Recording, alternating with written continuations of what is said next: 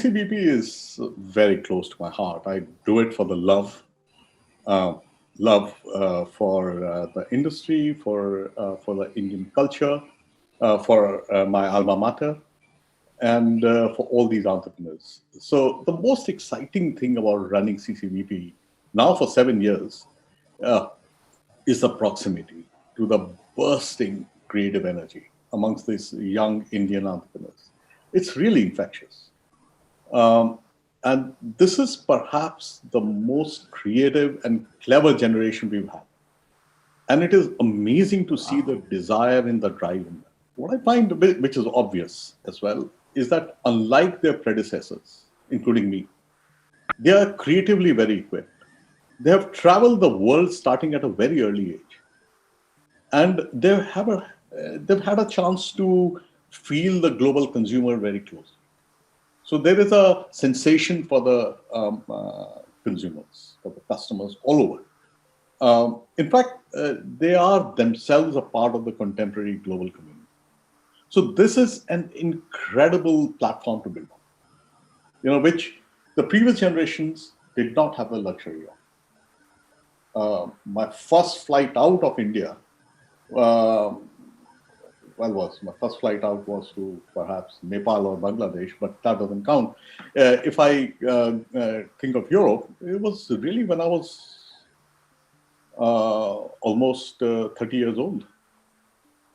So today, these kids go out to study to the best of the creative universities, including in India, and they know, they travel.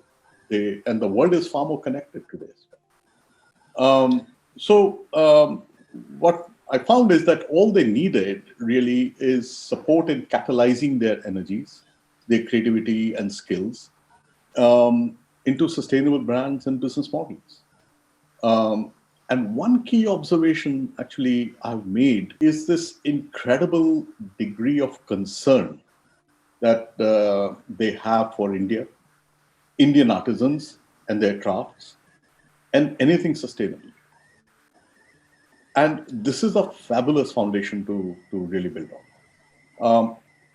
However, sometimes in this process and this eagerness, they forget that the first stakeholder that we as entrepreneurs need to build value for is the customer. A customer is the one who builds brands. While the inclusive entrepreneurship, including the what you do with the artisans, how you deal with them, how sustainable you are, all these help deliver on that value.